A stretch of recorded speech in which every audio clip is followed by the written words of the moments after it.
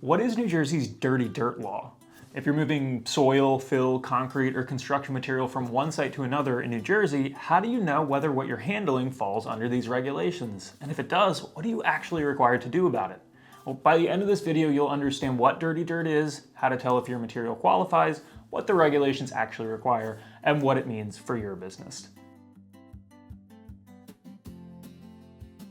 Hey there, I'm Tate Hunter from RMA, your environmental experts. We help businesses across New Jersey navigate environmental regulations, including recycling approvals, compliance programs, and the requirements that come with handling soil and fill materials.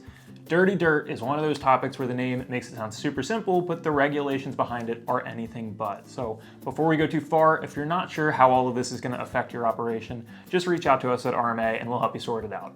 All right, here's the dirt. First, let's clear up what dirty dirt actually means because the name itself is misleading. Dirty dirt is a nickname. It is not an official regulatory term. The actual regulations use the phrase soil and fill recyclable materials, and the law was signed in January 2020 to crack down on illegal dumping and improper handling of fill material throughout the state of New Jersey. So what materials are we actually talking about here? Well, here is the practical answer that most people are looking for. If the material is generated from construction, demolition, excavation, land clearing, or redevelopment activities, and someone is trying to reuse it rather than landfill it, that material almost certainly falls under the dirty dirt regulations. It does not have to look bad or be contaminated or have debris in it. The trigger is not the condition of the material, it is the activity that generated it and the fact that it's being moved for reuse instead of going to a landfill. Most people assume that dirty dirt means visibly contaminated soil, and it can be, but that is not the rule. It means soil and fill from any of those activities that I listed that's being recycled, reused, brokered, transported, stored, or sold. There are some narrow exceptions like virgin quarry products that were never placed or used and materials already covered under certain existing recycling approvals, but outside of those limited exceptions, if the material came from one of those activities and you're reusing it, you're probably in dirty dirt territory. Now, what do these regulations actually require? All right, well, this is where it gets real. Number one, either registration or A901 licensing. Any business that provides soil and fill recycling services, and that includes collecting, transporting, brokering, storing, buying, selling, or disposing of this material, needs to either obtain an A901 license from the NJDEP, which involves background checks and disclosure statements, or they need to register with the NJDEP and certify that they handle only non-restricted materials. More on those in a second. Now, there is a de minimis exception for very small operators handling less than 15 cubic yards per day of clean material, like landscapers or small contractors, but we've found that most commercial operations are well above that threshold. All right, number two, of course, for that first step, you need to know whether your material is restricted or non-restricted, since that determines whether you need an A901 license or a registration. Non-restricted means that the material does not exceed New Jersey's residential soil remediation standards. Basically, it's clean. Restricted means that it does exceed those standards. That classification changes everything about where the material can go, how it can be used, and what approvals are required. And how do you know if it meets or exceeds those standards?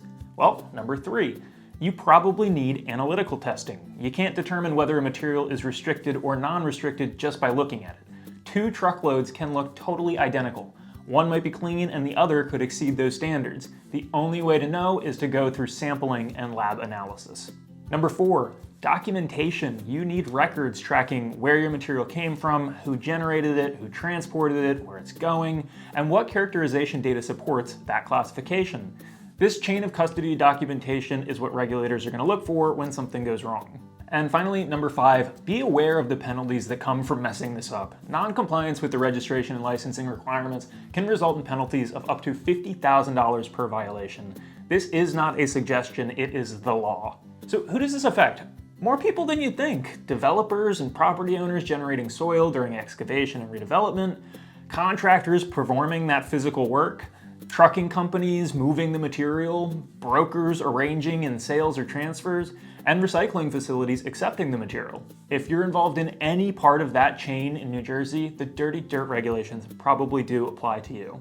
The most common mistake that we see is people assuming that somebody else verified that material. The generator might have said it was clean, or the hauler said it was fine, or the broker said don't worry about it. But when regulators show up, none of those assumptions are going to protect you or anyone else. So what should you be doing? Well, Make sure you understand whether your business needs to be registered with the NJDEP or needs an A901 license. To do that, you're going to need to know whether the material you're handling is restricted or non-restricted, and you'll need to have testing to back that up.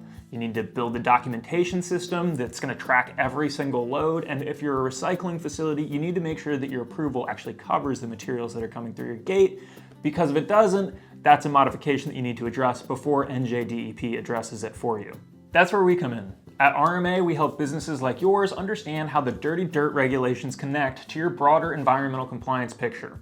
For affected operations like recycling facilities, contractors, and developers, that means making sure that your approvals, acceptance criteria, operational procedures, and environmental compliance programs are all set up to handle these requirements. We help guide you through the process, whether that's understanding your registration and A901 licensing obligations, figuring out what testing and documentation you need, making sure your recycling approval covers the materials coming through your gate, or getting the rest of your environmental programs buttoned up so increased regulatory scrutiny doesn't catch you off guard. If you're dealing with soil, fill, or construction material in New Jersey and you're not sure where you stand under the dirty dirt law, reach out to us here at RMA. We'll help you figure it out before the regulators figure it out for you.